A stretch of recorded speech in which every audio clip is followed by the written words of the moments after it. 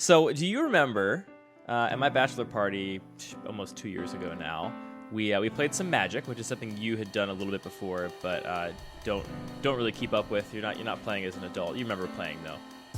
Oh yeah, sure. Do you remember the card that I kept beating you with that you really didn't like? What was that card? The Gorgoroth. the Gorgoroth, right? What did it do? You paid 1,000 swamps, and then it had like 20 power, and you could attack one time and kill me. That's what it did. And what was the name again? The Gorgoroth. The Gorgoroth. Which I know that's not the right name. No, it's I know. Like, that's the point. It's either called the Gorgoroth or like the Skrillex or the Demo Borgir. You're so perfect. Thank you for doing exactly what I expected you to do. I appreciate it so much. How are you tonight, Anthony? I'm not doing too bad. How about yourself? Happy Friday. Happy felt like Friday. a Saturday. We had no work today, so it felt like a Saturday. It's like Saturday, Friday. Happy Independence Day weekend. How are you going to celebrate the birth of this wretched, failed state? I ate some hot dogs, and that was my plan. I got nothing left. Nothing in the cannon. Hot dogs are pretty wholesome. Yeah. You and I are in agreement, right, that hot dogs are amazing because they took a bunch of inedible stuff and turned it into a tasty sausage, right? Yeah. I mean, I honestly, like, as an adult, have discovered that hot dogs are... Can I say fuck on the podcast? Sure, we'll decide later. Maybe I'll edit it out. Okay, fine. They're so fucking good. I just love a hot dog. And I like a lot of emulsified sausages. But yeah, they're just so classic, and they're also hilarious. I don't know why they're so funny. They're funny to you. They're very funny. Maybe it's just because I think they're deadly serious. What is that sketch of the guy who's talking to his doctor and keeps denying how many hot dogs he's eaten? I don't know. You don't know this one? I do have a vague memory of it. Now that you say it.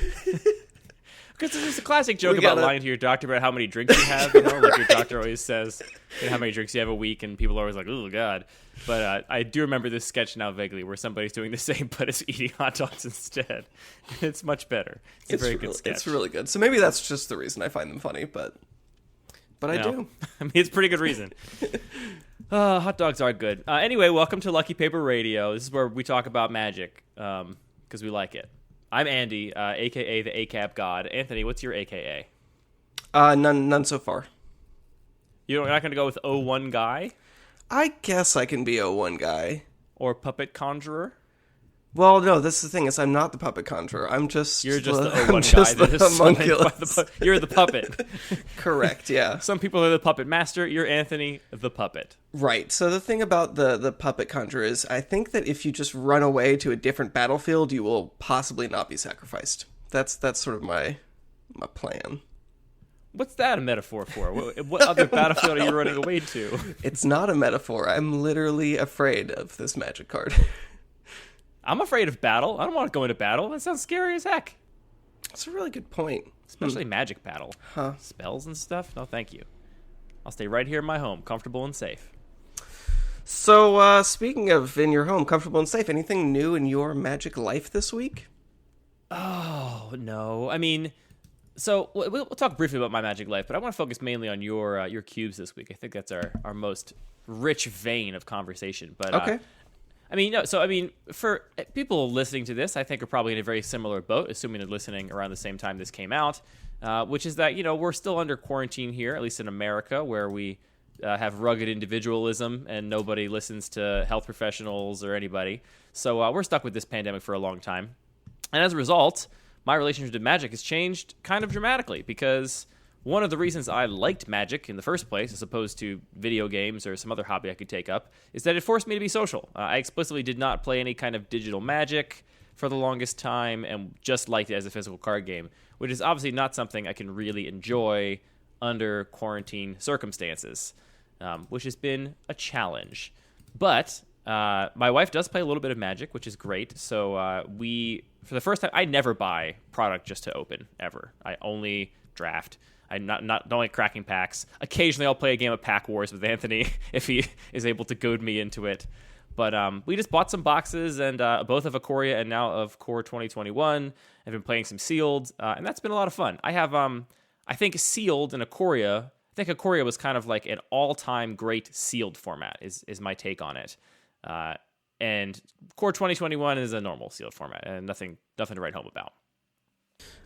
Yeah, I mean, I am totally with you. I would love to go play some Magic with people. It's like, I've been playing some Arena. I'm delighted that it's finally available for my Mac.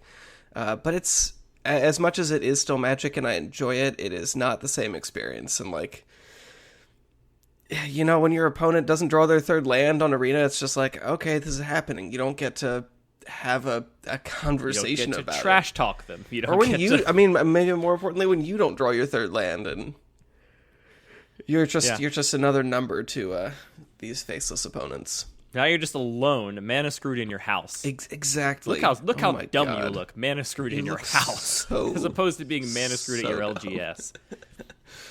Yeah, I don't know. It's been I have a lot of thoughts of a Sealed environments. Maybe we'll get to that this episode, maybe another episode in the future. But I don't know. I've been enjoying it. I like Sealed. This is a hot take for some people. A lot of people, more competitively minded players, don't like it because as compared to Draft, it is slightly higher variance. And what I always tell those people is like, you ever been to a GP? Like people that day two a GP, which is always Sealed if it's limited, are all the good players. Yeah. Like you look at it, there's an awfully large amount of the pros represented in day two, so it really can't be that much variance because a good pool only gets you so far. You got to grind out 10 matches of Magic in a day and make very minimal mistakes. That's hard. So yeah, I also, for all the Sealed I've played, I've never once built a Sealed pool, played a bunch of matches with it, and then at the end been like, I built this Sealed pool correctly. I would make no changes to it. That's never happened to me once. I mean, and even if you say higher variance, like over enough games, your win percentage should still be similar if you're a consistent player. So I don't think that's a reasonable argument. But I mean, I guess, yeah, variance is a huge topic, and how it can both add and subtract from a game, I think is a really, really important thing to think about, and something that I'm sure Wizards thinks about a lot. But I think it's, if you are a Magic player, you do love variance, even if you don't think you do. Like, there's a reason you're not playing chess. Right, yeah. A lot of Magic players will kind of like often talk about their war on variance all the time, trying to minimize it as much as possible. But like that's one of the core reasons this game is great. This game would not be great if everyone starts with their whole deck in their hand, and it's just like you're playing I can't even think of another game where you get to like construct something and then have it all. Anyway, it's not like chess, and that's what makes it great. So yeah, I love Sealed. I think it's a really fun format. I really enjoy making Sealed decks and trying to figure out the best way to build a pool and doing it in a time sensitive fashion. So yeah, I don't know. I've been having fun playing Sealed in paper and a little bit of digital Magic here and there. But yeah, I'm sad. I want to be in the basement of our LGS opening packs with Daryl screeching in the corner. Oh my God. That's what I want. I want to hear Pete across the room getting all salty because he's getting mana screwed. That's where I want to be. Yeah, we've got some real characters, and that is so much of the appeal of the game. But Anthony, let's talk about your cubes, buddy. You've been over there just thinking about your cubes a bunch. What are your thoughts? What are your feelings about? So first of all, let's just outline the two cubes you have. We mentioned briefly your mono black cube. We actually have three cubes kind of now. We mentioned briefly your mono black cube on the last episode, but you have two other cubes. So why don't you just introduce people to what you're working with? Totally. So my what I will call my regular cube is sort of a middle power level tier cube. The goal is to sort of play similar to a slightly plussed up Modern Masters or what's the other one? Modern Horizons type set. I love regular limited. I love just the play of putting creatures in the battlefield and bashing them against each other. Combat is a huge part of Magic, and I think it's very interesting and something that if you're playing these like extremely high-powered environments can sort of start to fall to the wayside a little bit. Obviously, there are the wonderful thing about Magic and about Cube especially is that you can build whatever kind of environment interests you.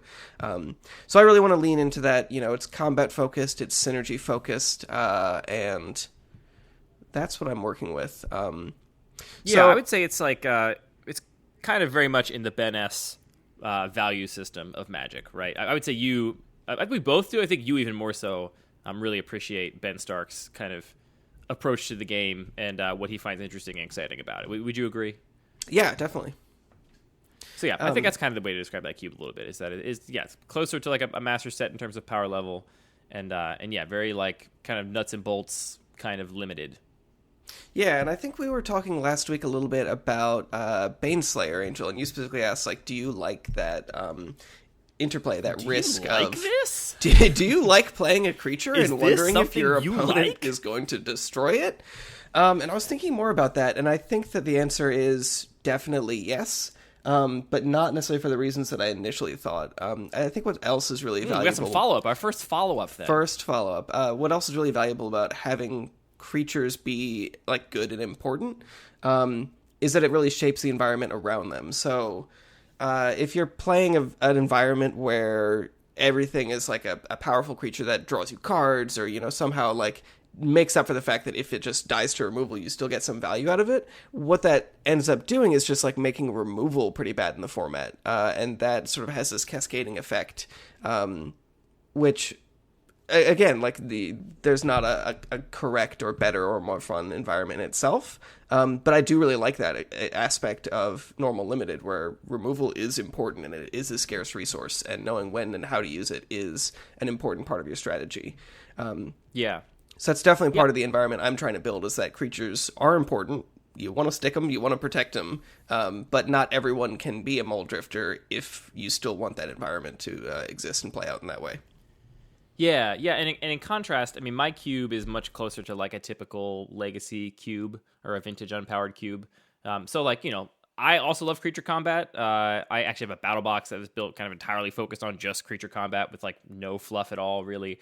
But I fully recognize that my cube, if it's a cube where you want to play things like Upheaval and you want to play things like Balance and you want cards like Umezawa's Jite, you are not going to have a cube where it's like, how do I attack on this board? This is tricky. You know, like if you're going to have really pushed archetypes like control and aggro, oftentimes the actual combat is not the interesting component of those particular environments. With what you said about removal, though, is a very interesting point. So I feel like the golden paradigm that I am striving for in my cube is that no one class of cards is valued above any other. And what you said about normal limited is very true, right? Like in normal limited environments, like good or even passable removal is always a very high pick, because Wizards does not give you a ton of removal because the game is all centered around creature combat. And if they just like flooded the set with removal, then the whole thing would be warped and it wouldn't be as fun and be a whole different playing experience. Well, and I think everything has to be scaled. If you just make tons and tons of removal, then everybody's just going to end up with empty hands and empty boards. So you have to scale up the card draw. You have to scale up other ways to actually keep the game going. Right. And then in cubes, by contrast, there's a lot of classes of cards that people oftentimes would be like, oh, well, this is a very high-picking cube. You always have to take this first, right? Like, fetch lands come to mind, like really good mana fixing. People say this often about very efficient, like, cantrips or, like, one-mana mana dorks. Like, these cards that are, like, if you're playing a singleton cube, these are the kind of cards that are the beating heart of a lot of archetypes in, like, a powered cube environment. And if you're playing singleton, there just aren't that many available. And so, like, you have to really prioritize Ponders and Preordains and Llanowar Elves and, you know, your 1-mana 2/1s in the aggro deck or whatever, because there's haven't been so many printed that we can actually flood the environment with it so much. But I feel like for me, the golden balance would be like, you know, there is no one class of card that's better than another, and every decision is based on like the context in which you're in. You don't arrive at a pack and just go, well, I know never to take finishers first, which if you watch a lot of, you know, popular players or streamers play the MTGO Vintage Cube, like you'll hear that over and over again. Like, don't worry about winning the game. That'll always happen in Cube. Like, we don't have to prioritize those things at all.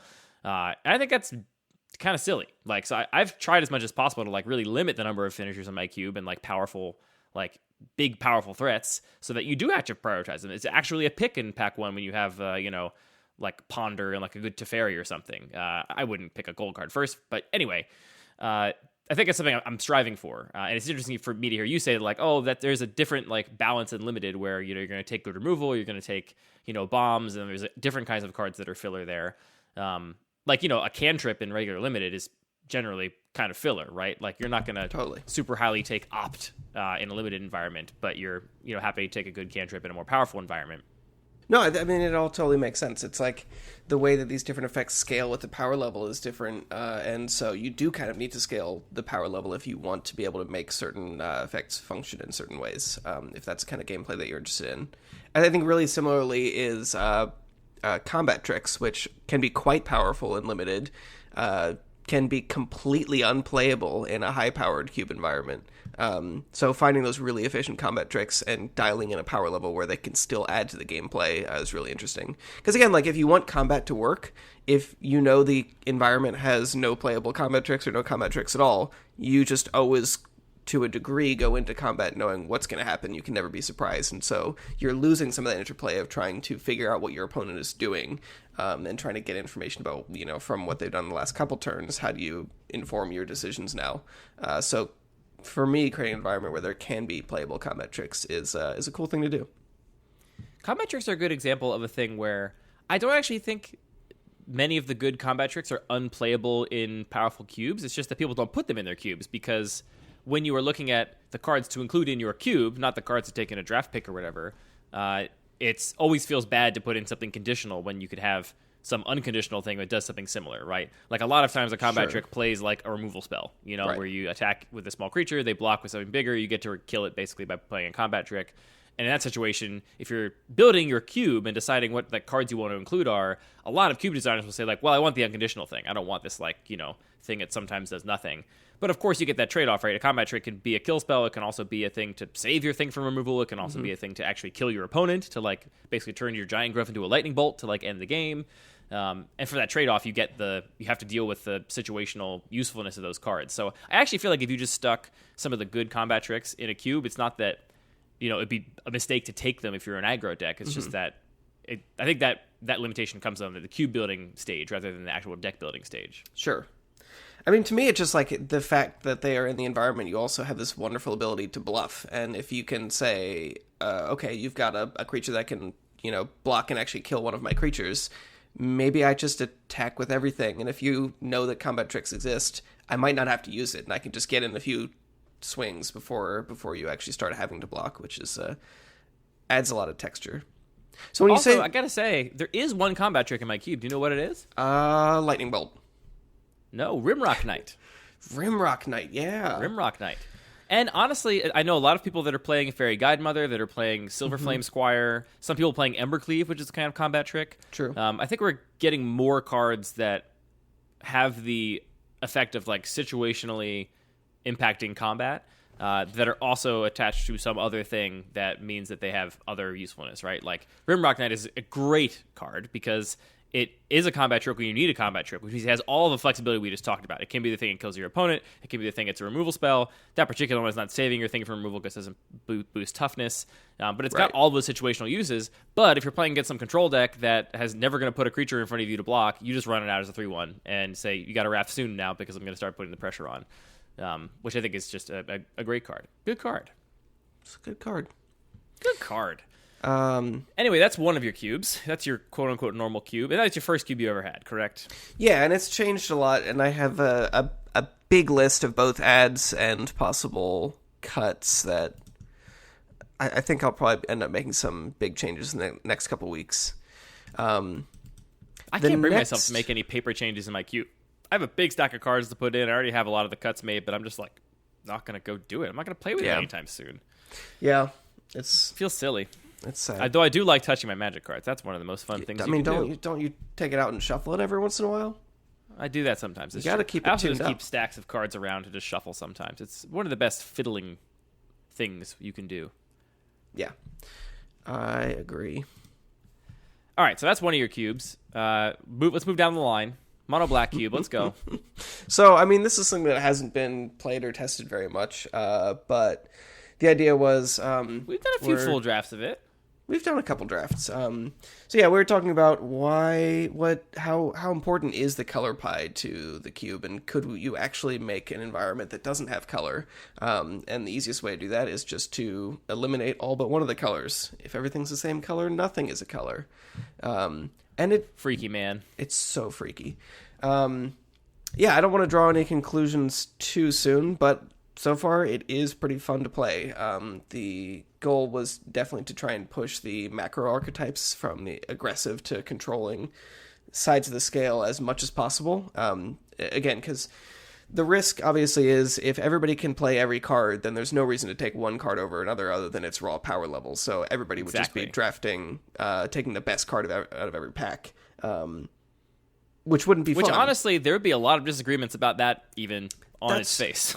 That's definitely true. But for any individual player, if they have their power rankings in mind, like they're not making choices. Right. They're just never playing challenged through that system. Yeah. So the idea is you want to add as much opportunities for synergy as possible so that you are making choices based on what you've previously taken and seen in the packs. And I think it's reasonably successful. We've had some fun games. Yeah, I think it definitely succeeds in that goal. And I definitely managed to draft both very aggressive decks, very controlling decks, kind of all along that spectrum. It's funny, like the thing I felt that was missing the most was just like card advantage. Like I just felt like a lot of the games were like, well, neither of us are going to draw that many cards. Maybe somebody has a Knight's Whisper or whatever, or Sign in Blood. But neither of us are really going to draw a ton of cards. So really, it's like, can my 7 cards and the 4 or 5 I'll draw beat the 7 cards you have in your hand and the 4 or 5 you're going to draw? Which was a surprisingly big difference in how things played out. Like that, I think, made aggro kind of challenging because oftentimes your 7 cards are not enough to beat their 7 cards because they just have a couple removal spells or whatever, and there wasn't a lot of ways to gain other card advantage, it felt like. That's really interesting. It definitely seems, just looking at the list, that it feels similar to other cubes, even that have all the colors, obviously, but I mean, can you point to anything more specific? Like, is there a specific density of a certain type of card you would expect to see? No, it's not even a criticism. It's just like when I ended up playing the draft where I drafted the very controlling deck, which I was proud of, went 3-0. It was a good deck. Got to gloat a little bit on the pod. Absolutely. That was, I think it was very pronounced in that particular games where it was like, basically like very quickly we'd both be empty-handed, and it was just I had a Planeswalker or I had some Bolas's Citadel or like some way to like. Hey, I mean, you asked for card advantage. Oh God, I love that card. It's so good. Yeah, that's a good example. Like I had that kind of card which did provide card advantage, and Planeswalkers in black don't tend to provide actual card advantage, but they provide this kind of virtual card advantage, which is a kind of thing. So ultimately, like the strategy I ended up going with for that particular draft was like, I feel like this is the thing that I see a lot of decks lacking, that we end up kind of like empty-handed, relatively quickly, because there's a lot of removal still. I mean, some people I've talked to this cube about are like, oh, there can't be that much removal because so much of the black removal just kills non-black creatures, but that's not the case. There's so much black removal. With a lot of removal running around, it felt like really the thing that should be prioritized was just, making sure you're the one that has more card advantage, because it's relatively rare, all things considered. Yeah, that's fair. You don't have to mute whenever you're not talking, by the way. And if you want to, you can. Oh no, I was just very, very quiet right there. I'm not sure. I can hear your little button, so don't lie to me. I didn't hit the button. No, I'm nowhere near the button. If you're like, gargling while I'm talking, then I guess maybe I am. But otherwise, you're fine. You can just leave it going. All right, mono black cube, and then tell the people about your latest design, Anthony. I mean, this is something that's like just, I don't even remember why it occurred to me, but it just accelerated so quickly, and I had this little idea, and then like had a basic list in a couple hours, and then tuned it over the next couple weeks. But I was really enjoying some of the new cycling cards in Ikoria.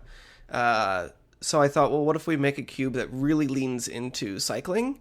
And then following some of the sort of lessons learned and principles from the last 2 cubes, trying to add as much, synergy that works around that. So it's got obviously everything that works off of cycling, every card that has cycling pretty much, and then a bunch of other one. And some that might not be. And then building around that, like, well, if we have cycling, we're also putting a bunch of creatures in the graveyard, so maybe we can do a little bit of a reanimator thing, and we're drawing a bunch of cards. Maybe we have, look for cards that care about drawing cards, care about drawing the second card each turn, or whatever the effects are. And then if people are doing this, like, quick digging through their deck, well, maybe mill actually starts to become a lot more viable. So it hasn't been tested very much, but in a little bit of testing we have been able to do, it's not playing out exactly like I expected. I expected the games to be a lot quicker, where players are just able to dig through their decks really quickly, find exactly the kinds of cards they need, have a great time drawing cards, and the games would be pretty tempo-oriented. It's playing out a little slower and grindier than I expected, which is interesting, and I'm curious. Hopefully we can figure out slowly why that might be the case. Do you think it's just that because you are so focused on this one theme and all of the sort of themes that naturally branch off of it, that just the density of normal kinds of cards, like density of removal and density of cheap threats and stuff, is just not as tuned as it would be in a list that wasn't focused on this particular theme? That's definitely possible, and a lot of those things come in weird ways. Like, there's not a ton of straight up destroy target creature, but there's a bunch of things like Lightning Rift and Iron Crag Pyromancer and other cards that still allow you to get removal, but yeah, they don't just say like, okay, turn 2 you can remove a creature. You need to sort of set these things up.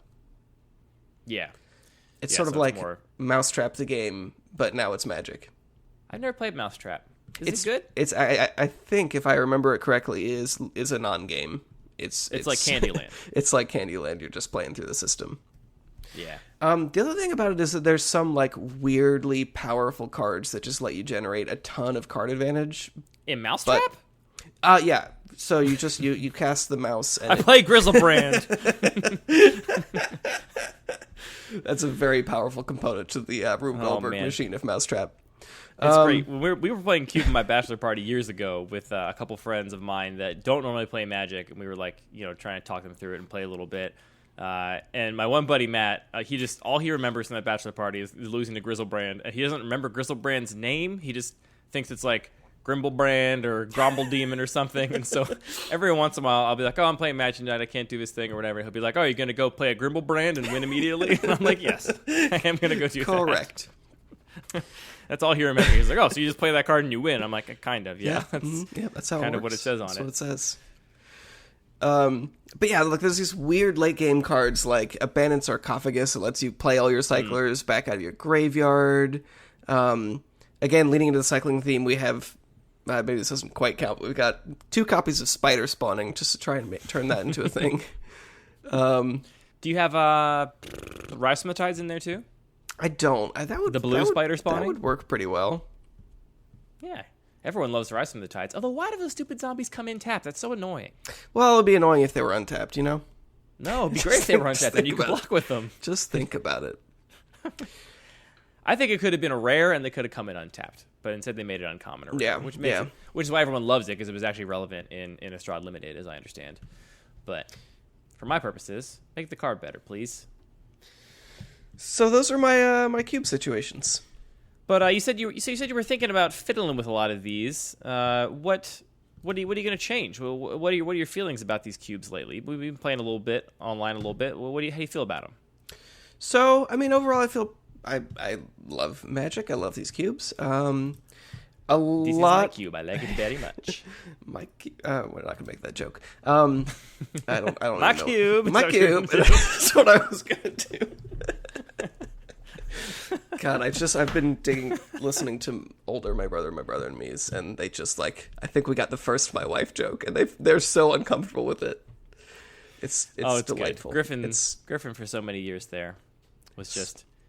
He was actually in a kind of dark place, but it made it really funny. It really did. Early years of the show. And he became all well-adjusted and, got married and stuff, but still funny, Griffin. So I would say in the Cycling Cube and the Black Cube, I'm mostly just motivated by they've printed some new interesting cards that I think would be relevant.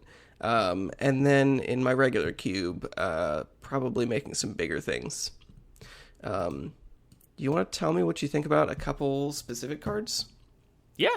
Let's talk about cards. Maybe just talking about the Black Cube is interesting. So in the Black Cube, whatever is most front of mind for you, I think is what we should talk about. Top of mind is the phrase, not front of mind. Okay, so Black Cube again. We're trying to make all kinds of things work. We want to have strong aggro. We want to have strong control as much as possible, and that's hard. So I think we mentioned a little bit. I should say too, you should say a thing that I think is kind of obvious, people might not be thinking about. When you're trying to support these things in a cube you can draft with 8 people and you only have one color, that really stretches your playables very thin. Like, Totally. there's maybe enough, good black aggro cards to play black aggro in a normal cube where you have 50 black cards, but you've got 360 black cards and you're trying to make aggro supported. You got to go up to a lot deeper cuts than you would normally go to. Actually, I don't know if I totally agree with that, because if you think about if black aggro is in a traditional cube environment, if one player can draft black aggro, those cards exist. So we should easily, with those cards, still be able to support black aggro in a monocolored cube, right? Like, how is that different? Well, I think the question comes down to, like, if you're going to support the three, like, big pillar archetypes, your aggro, your mid-range, We do and need to control, support more than one player drafting. right? each. Like, how many Yeah. people can actually do it at a given table? I would say, like, for each of those archetypes, it should be like 2 to 3 players, per archetype per draft. If you only have enough cards for one aggro deck, yes, it's possible. Maybe sometimes you find the open lane and you're the only aggro drafter. But even if that's the case, then I think you get into this weird kind of metagame situation where now the anti-aggro cards are not actually that good, because at most you're going to play one aggro player and you might not even play them because just the way the sort of thing breaks down. I feel like in order for you to have like a healthy meta between those three, you got to have a higher than 50 or 60% chance of playing at least one aggro deck over the course of 3 rounds for it to be worth it to take your infest variants or whatever. Yeah, that's a fair point. Pestilent Haze. Pestilent Haze got to go in the mono black cube. I hope you're putting it in. Well, that's a good question. I have one similar effect right now. There are a couple of those. I could see it. And I think also related to that is I'm definitely a fan of lower powered environments. So whereas in other cubes, I might be totally happy to say, well, let's just lower the power level a lot. But that does definitely push you in the direction of having less defined macro archetypes and having more just flavors of mid-range. And I think that's really counter to what we're trying to make work here. Like if we end up pulling towards the middle, then we're just going to end up with, good stuff soup. Yeah, that's a hard balance to strike. I do think that, like high power is not strictly speaking a goal of my own cube, but one of my goals is definitely to push aggro control and mid-range like as far to their extremes as I possibly can while they are still in some equilibrium with each other. And in order to do that, if you push them as far as you can, you're going to end up running the most powerful cards, especially in control. Because in control decks, you're going to need to have ways to wipe the board, and then you're going to need to have like very, very reliable, compact win conditions. And if your control finishers are no good, it can be hard sometimes to actually have a good control deck because your control finisher just dies to Doomblade, and then you're like, well, crap, there goes one of my 3 ways to kill you. So yeah, I think that's kind of like the power level is a side effect of my cube, not the intent when I set out to build it. So one of the cards you're thinking new about? cards I like a lot is Demonic Embrace, which is a 3-mana enchantment, gives a creature +3/+1 flying, and you can cast it from your graveyard by discarding a card and paying 3 life. And I think it's just an extremely efficient card where if you're able to cast this, it basically deals 3 to your opponent immediately, and then being able to discard extra lands and be able to continue putting pressure on your opponent, I think is going to be a pretty powerful sort of, honestly at 3 mana, like the top end or close to the top end for your aggressive deck. I think it's going to play out really well. Yeah, we talked about this one in the M21 spoiler episode where we were talking about cards that interested us. And yeah, I think this could work quite well in the mono black cube. This does eventually generate something that resembles card advantage, at least, as we talked about before. I think the question here is just there is so much removal prevalent in the mono black cube that any aura I'm immediately a little bit suspect of. Just because. Well, but just rephrase it. Rather than being an aura, it's just a 3-mana 3/1 flying haste. Except that doesn't really work because you need to have a creature in play to play it. And the whole reason auras are tough is that if it dies, then you can turn all the removal spells into kill 2 creatures instead of kill 1 creature by that logic of thinking about it. So yeah, I would put it in an aggro deck in the mono black cube for sure. Probably even a mid-range deck maybe. And then it's nicely in that mono black cube you do have a lot of synergy with the graveyard and reasons to discard cards, so the discard will not strictly be a cost necessarily in that environment, which is a big plus for sure. I mean, a lot of the other cards you're playing in the aggressive deck are things like Bloodsoaked Champion and Gutter Bones, Gravecrawler, things that you can cast from the graveyard anyway, so it's definitely possible you're just not having much of a disadvantage. I've really been starting to feel like there's this really interesting balance in aggro decks, and this is true in the mono black cube, it's true in my own cube, it's true in most cubes I've played where aggro is supported, where you have like the aggressive creatures, right? And for the most part, the aggressive creatures are not the most exciting or powerful cards, right? It's just like, well, you need 1-drops to put pressure on your opponent and start dealing damage to them. It doesn't really matter what it is. The more power, the better. Just kind of get bodies, fresh warm bodies on the board. And then you have these other cards that kind of support the aggro deck, which are sometimes like good equipment.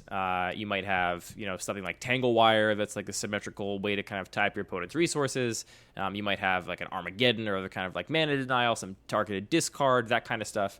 Depending on what color you're in, burn spells for reach. But I felt so often in a lot of cubes that like one of the best ways to win as a control deck against an aggro deck is just for them to draw too few creatures to make all of their other spells matter. Like, just leave them stranded with their equipment on board. They spend a whole card, and now you just remove all the creatures, and then they basically mulliganed and spent a bunch of mana on a card they never get to use. Or, just basically making all of their, like, payoffs not work anymore. Vehicles are another good example, like Smuggler's Copter or something. If you can just keep the board empty, Smuggler's Copter doesn't do anything. So it's interesting. Like, those cards provide a reach and an angle for the aggro decks that I think they need. Like, I think Smuggler's Copter makes aggro better, but they're also a big liability at the same time. And this isn't that same category because it's a liability if you have no creatures and you can't stick one because your opponent's playing a control deck and they have lots of good removal. But in a matchup where they don't have that, this card does something that none of your little creatures could ever do. It has this amazing reach, this amazing inevitability that just totally changes the game. Totally. But I mean, I think that's one of the big challenges of Magic altogether. It's like you have a bunch of removal spells or a bunch of counter spells, things that interact with your opponent's cards. You can't just go 1-for-1 with every card in your deck and hope to win the game. You have to figure out what are actually the valuable things. And in that matchup, yeah, definitely just interacting with the creatures. If your opponent is also playing a bunch of non-creature spells, is going to be a great way to get this sort of like virtual 2-for-1s. But I think that is also a lot to be said for just like sideboarding well against that matchup.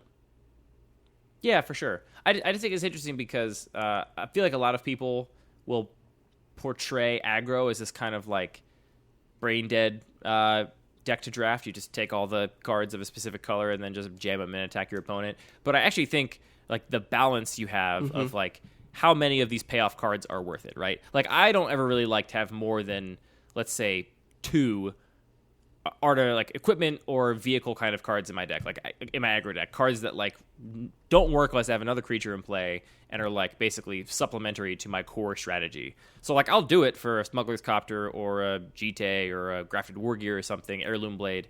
But once I have the first couple of those, I really value the rest of them in the draft much lower because I just don't want to be stuck in a situation where I have those bodies. Even the most like proactive decks are still complicated to draft and play well, and this card would definitely I think add to the skill required to draft a good aggro deck to figure out when do you want this card, when do you not want it, how many of these effects do you want, in your deck that's trying to beat down. Yeah, I totally agree. The art is cool, and it combos with my favorite card that I try and make work in literally every format. Can you name it?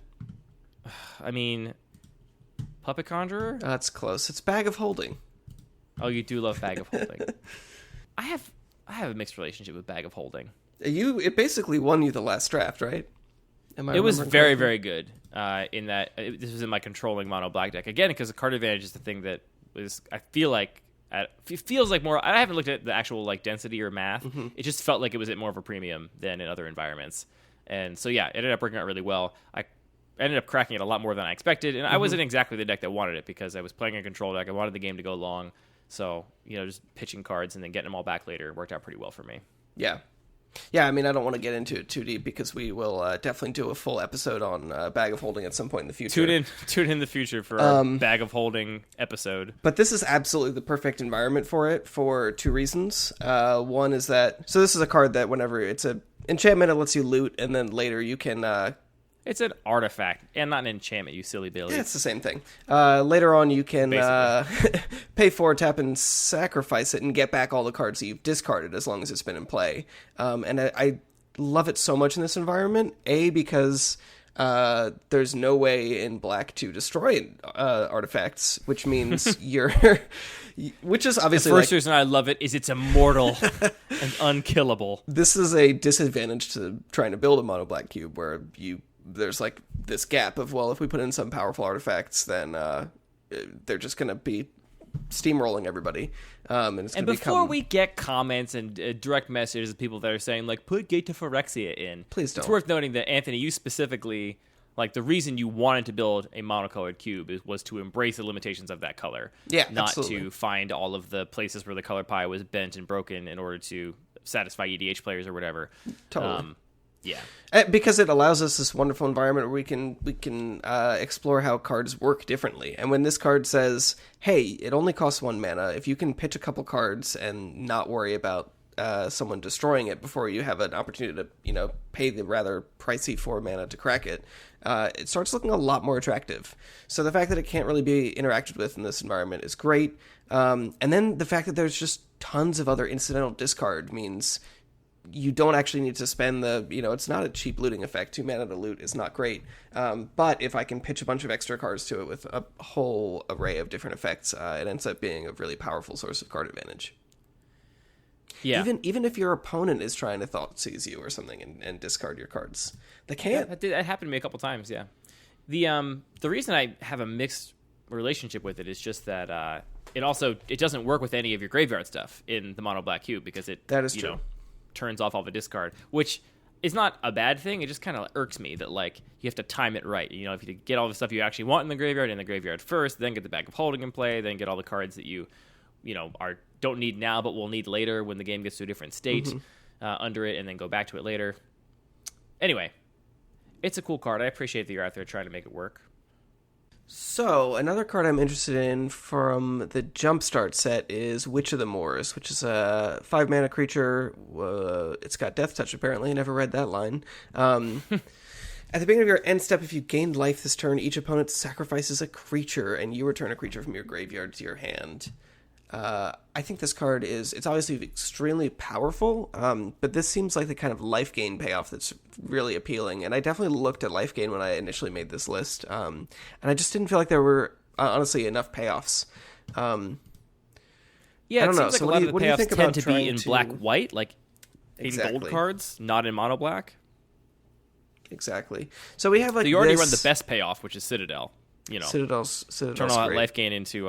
Do you have Lich's Mastery in the cube as well? Yes. That's also a pretty That is a interesting and payoff. good payoff for life gain, I would say. So I think some of the challenges with life gain specifically are a lot of the payoffs are either just not in black. They require like really specifically gain 3 life, gain 4 life, things that are difficult to actually make work incidentally when you're trying to draw build a 360 card singleton environment. That's going to be very difficult to support. Or they're extremely swingy, like you have your 5 mana enchantment that lets you drain your opponent whenever you gain life, and it's either a do-nothing card or an all-in kind of combo card. And I'm not crazy about that. This is a card where it's like, okay, 5 mana, 4/4, Death Touch just works, and if you can find ways to just instantly gain a little bit of life, it gives you a huge amount of value. It's quite powerful, I think. Wizards gets to do this thing where as soon as you get to like 4 and 5 mana, you can print really, really powerful stuff and know that it will almost never affect any actual eternal format, because everything is so cutthroat at the highest levels that you just can't pay that much mana for something that isn't totally game warping. Right. So I feel like we've seen a lot of pushed cards, especially at like 5 mana, where you look at it and you're like, this seems really, really good. And it is, but the sort of limitation of 5 mana just means that it's not going to ever really make any waves in other formats. Right. It's a safe space for them to push. You don't see a lot of really pushed 2-drops, because when you do, it causes problems. Right. So maybe that's the biggest question is, do I want a 5 mana build around at all in this environment? Well, like you said, I mean, the floor on it is fine. Even if you don't build around it, it's not the worst thing in the world, which is a good spot to be, I think. I feel like the downside of all these kind of dedicated archetypes and trying to really support aggro and really support control and stuff is that you do end up with kind of dead picks at some point where it's like, well, I'm not going to play any of these cards.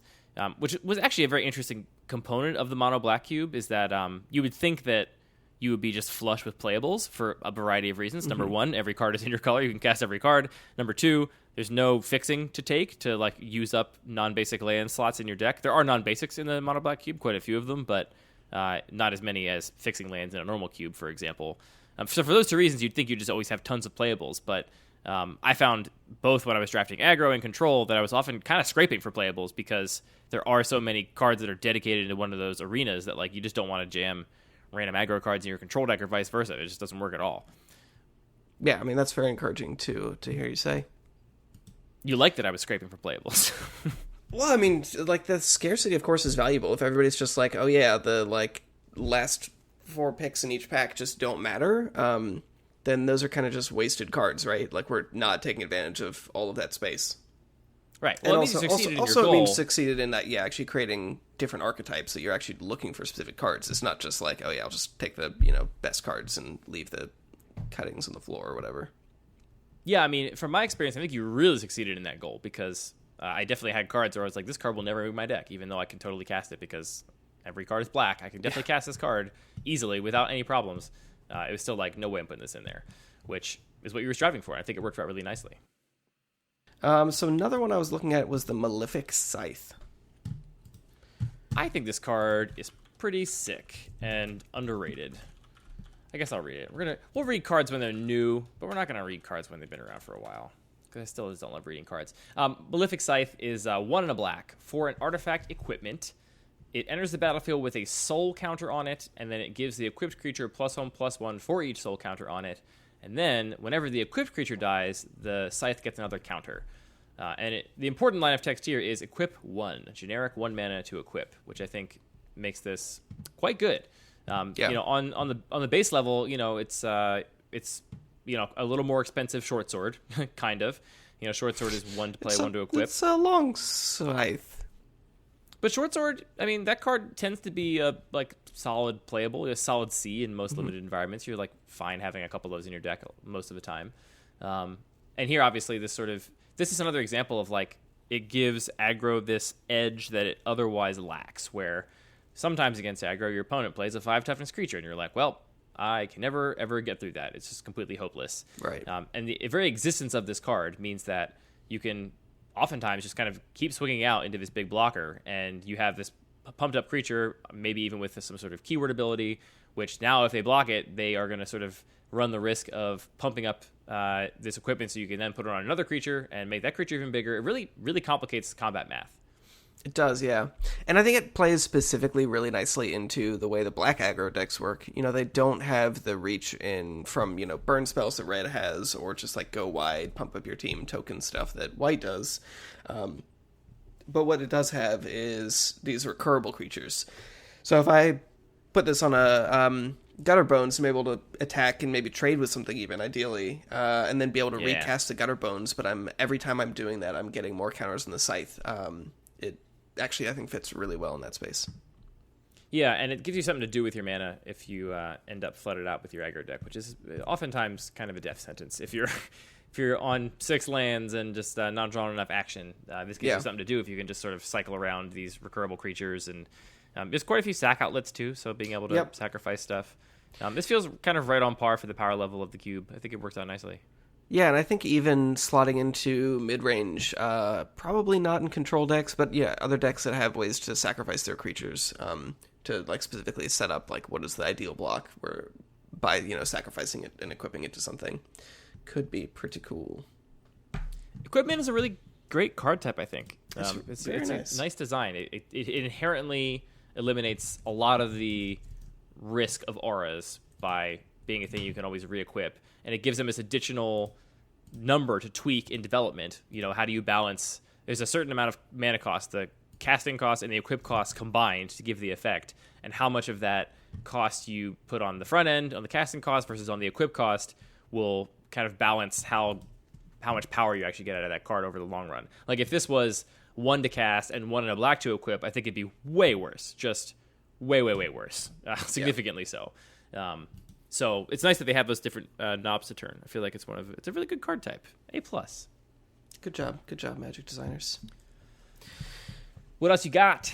So, another card I noticed that is not a new card is Painseer. Are you familiar with this guy? That's the Bob variant. That's like a 2/1 for 2 that whenever it untaps, you get to draw a card and lose life equal to CMC. It's the Bob variant. So it's actually a 2-mana 2/2. And yeah, when it untaps, you get to Bob. Which Great. means, you draw a card and lose life Love equal to to Bob. CMC. I think this card is just solid. I don't know where, I spend so much time just looking up stuff on Scryfall. And I think it just slots in well. Like, the aggressive decks want as much of this kind of card advantage that I can get. Yeah, I would for sure put this in the mono black cube. It's honestly kind of like it's in this arena of cards that are just right out of the sort of range of things I would put in my own cube, because it's a powerful effect. And unlike normal Bob, Dark Confidant, you explicitly need to brawl with it to get the advantage, where Bob oftentimes just kind of sits back and doesn't do anything because you don't want to attack with him. Although one of my favorite things about that card is that you get low enough on life that your opponent's like, I'm explicitly not going to kill that because I think you're going to draw a card and lose to your own Dark Confidant. Totally. And then it basically becomes unblockable at that point, which is just beautiful, cherry on top. Yeah. But no, I think his card is. I think it's worse than Bob, but still very relevant. And certainly, if you're trying to find density of good aggro 1 and 2 drops for the mono black cube, it fits right in, and it works really nicely with all the equipment stuff. I really like the card. And if it just ends up as like a 2-mana Phyrexian Rager, if you cast it on turn 2, if you have a clean attack, and then you draw 1 card and you can't attack again, that's still a lot of value. Yeah, that's great. It's fabulous. All right, cool. Painseer, let's get you in Is there. Phyrexian Rager in the mono black cube? That's a great question. I think I ended up not including it. 3 mana is just a really tight spot. But Yeah, a lot of good playable 3s. it would definitely enough. be a great fit. We were talking about this card earlier today. Have you considered Cunning Lethomancer for the mono black cube? I hadn't, but it's interesting. So how does this work? It's a symmetrical discard effect? Yep, yeah, it's 3 mana for a 2/2 that at the beginning of your upkeep, each player discards a card. So it is kind of like Necrogen Mists with legs, kind of. Necrogen Mist is on each player's upkeep, so the discard happens at different times. Where this is on your upkeep, both players discard. But it strikes me as another just kind of good top-end aggro card. And again, in an environment where there's a lot of discard matters, could be relevant in your deck, might help your opponent, which could be a bad thing. But it's another card that I really like, but is like just kind of on the fringe of cards I think would be playable in my own cube environment that I'm always thinking about where to slot them in somewhere. Yeah, which, is another great thing about this experiment that we hadn't touched on before, is that because we're having to dig so deep into, just finding enough cards, we get to end up playing with a lot of cards that you normally wouldn't see. Mm-hmm. So yeah, I like that one. I think I could see the Lethomancer. There's not a ton of discard altogether. It might just not be one of my most favorite places most favorite game experiences. I love discard. Give it all But to maybe me. it'd be worth pushing that a little bit. I mean, while we're talking about discard, does Tiny Bones get a chance here? I have to look at the actual density of that effect in your cube, but it seems to me like if you have a mono black cube, having a deck that is designed around stripping your opponent of all their resources would be good. It also is like the way to if the control deck ends up being too good, which I'm not sure it is, but it felt really good the last time I drafted it, even though I felt like I was a little bit light on playables. Discard is how you really beat that. Like my deck would have been very unhappy against a bunch of discard spells because I was explicitly running more expensive cards with more value on the assumption I'd be able to get to the stage of the game to cast them on the back of my removal spells. But Tiny Bones, I don't think you could just say that it's like floor is good enough that you don't have to care about whether or not you build around it. Like the kind of thing we said about the life gain guy that gets creatures back from the graveyard. The Witch. Like the 4/4 Death Touch as a baseline, I think is fine. 2 mana 1/2 with like a very, basically it doesn't have that last ability because if your opponent has a choice, they will never go hellbent to let you drain them for 10. But so I think you need to look at how many discard effects you have and evaluate whether or not Tiny Bones is worth it for that reason. Yeah, there's not a lot, but I could definitely see trying to push it a little bit. There's some... Emotionally, I want him there. I want him to be good because he's a delight. He's so small. So small. He's so small. And you saw that he was stealing stuff for his family to feed them, right? He's a good guy. Likely story. He's a good guy. What else? What other cards are you looking at? That's it. We could talk about some cuts. We obviously need to make some space. We can talk about some cuts. Let me pull up the list real quick. So this was actually your fault. You suggested including Yawgmoth's Bargain and Necropotence. Do you still think those are good ideas? Yeah. I don't know what you're talking about. I never heard of those cards. Okay. Don't know them at all. Yeah. Could you explain what they do? I'm not sure what they do. No, so when you were first talking about the monoblack cube, I was angling for the... Can you just drop a link somewhere for that to me? I just can't find it. It's good content. Things. Well, I'm talking. You just put a link somewhere so I can click on it. I was kind of focused on building a cube that would do everything black could do well, which to me includes like combo. It includes, possibly storm, like some weird stuff that you wouldn't include because you think it's kind of like overpowered. But it just seemed like, if you're only going deep on one color, like exploring all of the sort of edges of that color, seems like it would be a way to do that. And so in that sort of spirit, I was definitely suggesting cards like Yawgmoth's Bargain and like Necropotence as ways to basically make combo potentially work, make storm potentially work. But I think the way the cube ended up shaking out, I don't think either of those cards are any good. Right. I mean, I think they take a lot of... I don't even understand them enough to know what kind of support they need. Like, what else does the cube need to make these work, and how much are those just dedicated pieces that only go in this one deck? I mean, honestly, like, Yawgmoth's Bargain is pretty similar to something like Bolas' Citadel. It's just not as good when you're doing it for fair reasons. So, like, if you have two players at the table that are building Bolas' Citadel-style decks, they would maybe both would see play, but I would never want to put both, because you don't want so many that at most you want one of like a big 6-mana card advantage engine in your deck. So I think that's probably the limitation there. It's also occupying a kind of similar space as Lich's Mastery, kind of. Yes. Again, just kind of like a big way to change the shape of the game and generate a lot of advantage in one resource. Right. And basically between those options, like, I just think it's the least relevant. Bolas' Citadel, you can just play and immediately, affect the board very relevantly, which is big, because on 6 mana, that's critical. Just paying 6 mana and then doing nothing because you tapped out and you're just going to draw a bunch of cards next turn and like hope you survive is a real cost. So Citadel, I think, does in this cube what Bargain would hope to do, but way better, and so I don't think Bargain belongs here. Yeah. Necropotence is kind of even more extreme in that direction. It's not as much mana, but it also, robs you of your draw step and makes it so you have to discard things into exile, which kind of messes up all your discard stuff. Yeah. It's very narrow and really only makes sense with some kind of like combo thing. Okay. So yeah, I think both those could get cut. I do really enjoy Lich's Mastery. I love the flavor of it, honestly. Just like, you don't have a life anymore. Your life is just the game. You're completely consumed. The resources you have are your life. Which is such a cool flavor. And I honestly, obviously there's a long history of cards that this card is playing off of, is an homage to, but I think this is the cleanest implementation of that effect. But yeah, they finally managed to do it in a way that is very, very clean, I think. I do think I don't think it's good. It doesn't have to be good. It just has to be exciting. I mean, I love a card like that because it doesn't necessarily take up a lot of space, but it's for someone. Maybe I don't know who it is, but I might know who it is. Somebody's going to be like, oh my god, that card is here. And that's one of the most delightful things about making a cube, is like putting these plants in there. Not to trap people, but to reward people. Right, and like I want to be that person on so many days, but then the time when I open it in a pack, I'm just like, well, there's that card. I guess I'm glad it's here. And then I take some generically good card that is never going to betray me. It's going to wheel. Every time.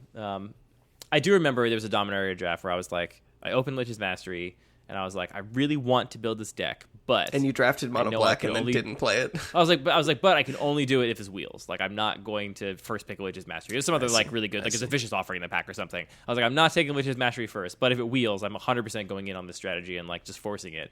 And it didn't wheel, and somebody else just took it and did some stupid train wreck of a draft. And I was like, So yeah, I feel like I want that to stick around for a little bit, but I could definitely see pushing the life gain a little bit more, because right now I don't think it's quite supported enough.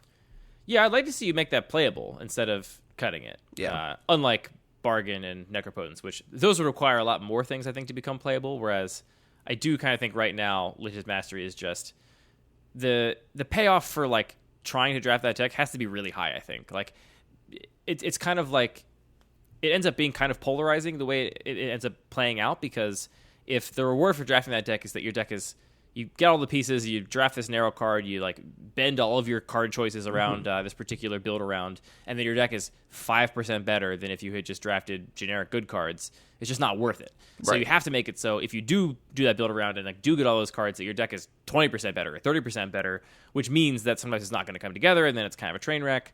And so I think a lot of people struggle with that balance, because now you have a deck that could possibly be just dumpster the whole table, because you had to put this like, you know, high payoff for somebody taking that risk, but you also, you know, want there to be build arounds and stuff, and it's a weird balance to strike in a lot of cubes, I think.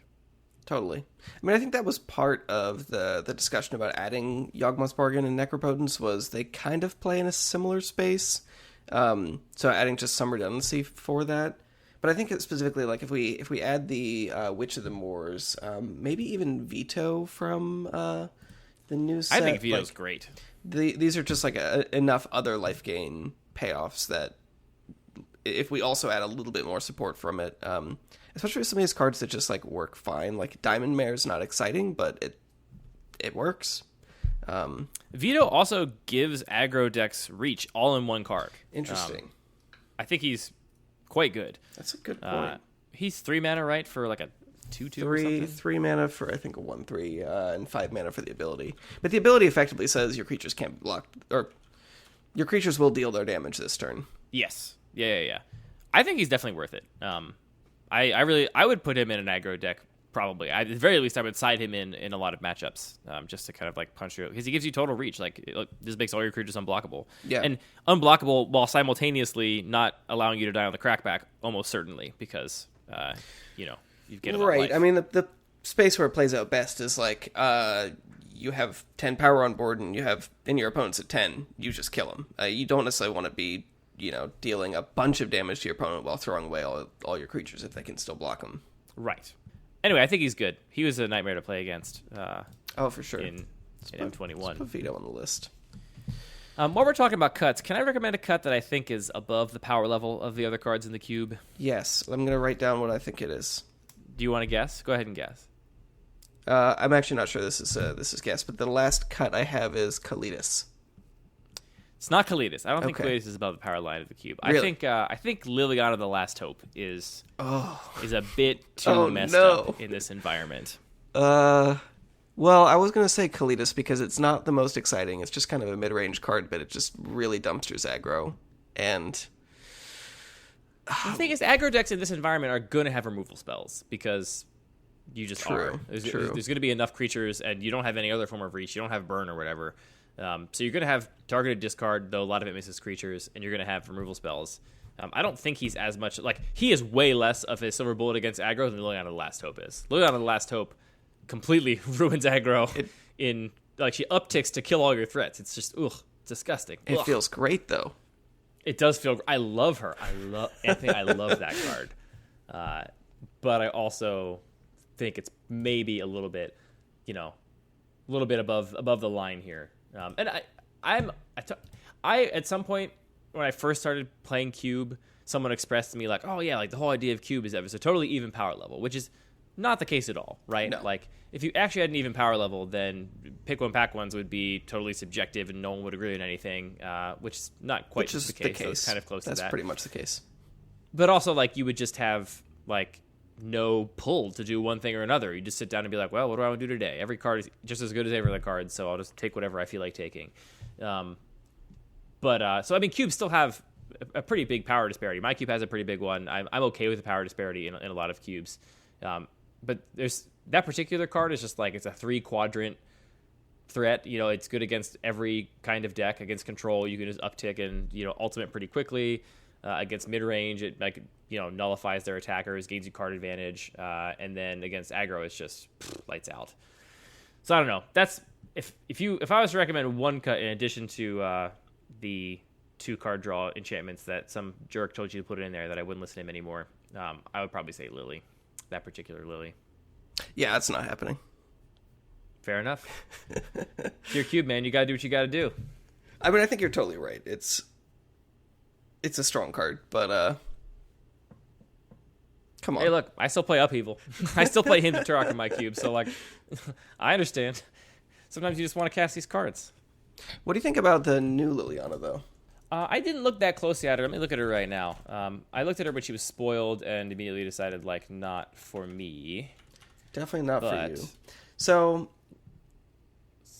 Liliana Death Mage is the one we're talking. No, I'm sorry, that's the Planeswalker Waker deck of one. the Dead. Yeah, we don't want the Planeswalker deck one. So basically, the way that she plays out is she costs 4 mana. If you have a full graveyard, it's a removal spell, and then if she survives, it's a symmetrical discard. Yeah, it's I not guess super exciting, but like if we're talking about like, is Tiny Bones interesting, or some of these other like discard effects interesting? Maybe. I think she's a good power level for the mono black cube for sure. I like that she's kind of generically useful, but not overpowered, right? Yeah. Like Liliana to the Last Hope is generically useful, but also just crazy powerful. And there's actually not a lot of other really good generically useful black planeswalkers. They tend to be kind of build aroundy or narrow in some way. And I think that's one of the best parts about this particular cube you build is you get to really explore like a little bit of vampire tribal and a little bit of zombie tribal. There's a little bit of like all these things going on, and you can actually draft those decks, which is fun. But yeah, I think she seems pretty good and work out well in your cube. I don't love her for my own just because at 4 mana, I think I want a more relevant uptick than just symmetrical discard. Sure. How comfortable are you with symmetrical discard in this environment? In your environment? Yeah. I still think it's quite good. I would still I'm not sure if this is the question you're asking, but I don't think it becomes a liability because there is so much graveyard matter stuff. Yeah. There's also maybe conditionally you would like side out of a symmetrical discard if your opponent was really using the yard to their advantage, but I feel like it's going to be I feel like I'd be better positioned knowing I had Cunning Lethomancer, Liliana Waker of the Dead, Liliana Veil in my deck, and like kind of building around that expectation, and basically just I would be better prepared than my opponent with just random cards from the cube. Sure. And there's also, like, because there is so much that interacts with the graveyard, because it's very much part of Black's identity, there are plenty of ways to interact with it. So you can have your, what do we call these guys? Zombies. No, not zombies. Zombies are important too, though. Wow, my brain just totally lost the thread. Withered Wretch. You've got oh, you got it. Withered Wretch. You've got your Withered Wretch. You have your cling. And what'd you wager? Dust.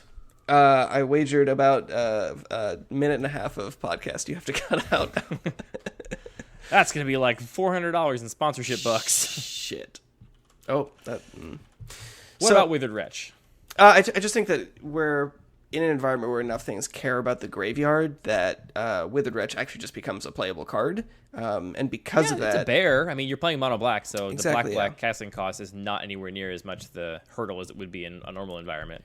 So because you're playing these like main deckable ways to interact with the graveyard anyway, the symmetrical discard has another opportunity to say, like, okay, we can at least be not super worried about what they're doing with their graveyard.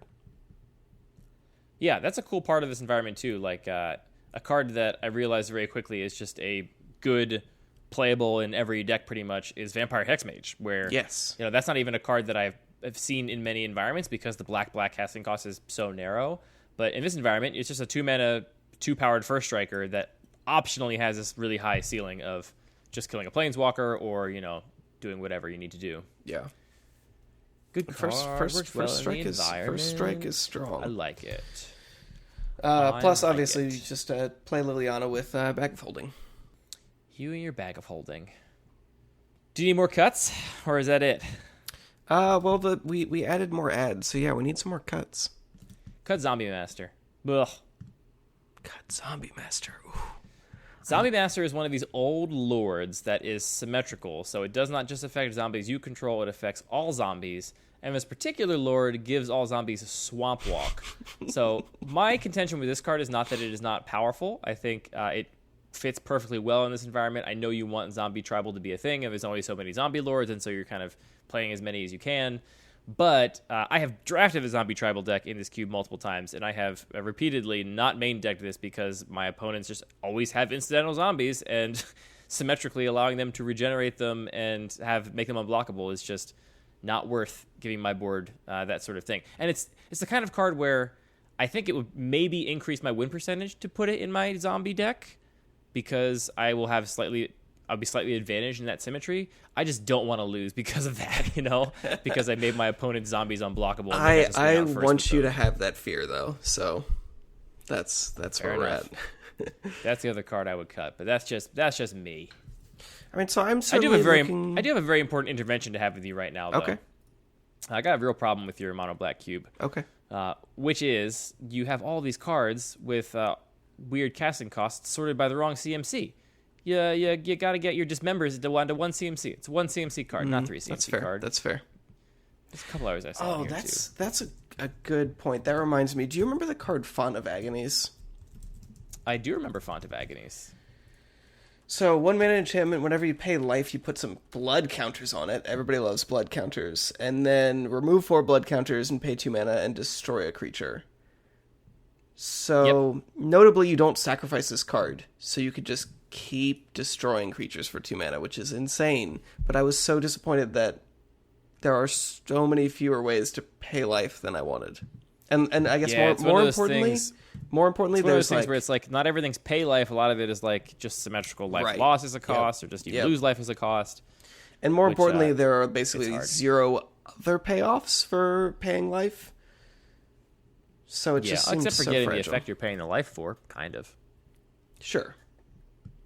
So that was disappointing. I spent a little while trying to run some regular expressions, see if I could find some other things that would fit well with that, but I just don't think that there's enough to really make that effect work.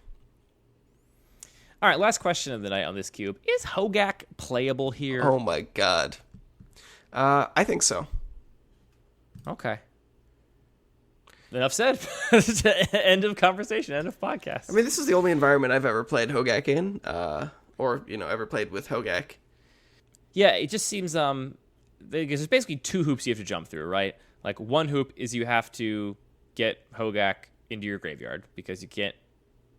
No, guess you can just cast it no. from your hand. We I always had forget this that. conversation. Yeah, you can just cast it from your hand. I always forget you can just cast it. All right, so really the only hoop you have to jump through is you have to have 2 creatures in have to have play 2 because creatures you in need play. something to pay for the colored mana cost.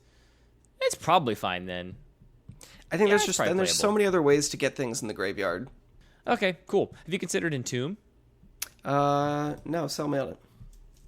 I'm not trying to sell you on it. I'm just, you don't have a all-in reanimator deck, so it's not like it's going to be overpowered. Right. Though I think the worst thing about it would be that it would probably convince some people if they saw it early in the pack that there was an all-in reanimator deck. But you do have a fair number of things that are relevant in the graveyard. You do have some slower reanimation spells. It could be interesting as a value thing.